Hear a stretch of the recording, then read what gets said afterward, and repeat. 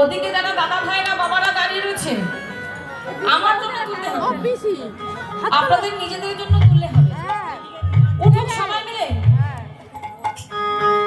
ওমা এদিকে বলছি মানে আপনাদেরকে বলছি, হ্যাঁ আলাদা করে যেন কাউকে বলতে না হয়। হ্যাঁ সবাই মিলে একসঙ্গে চলুন, চলুন হাত দুটো আস্তে আস্তে। আচ্ছা মায়েরা একটু নামা।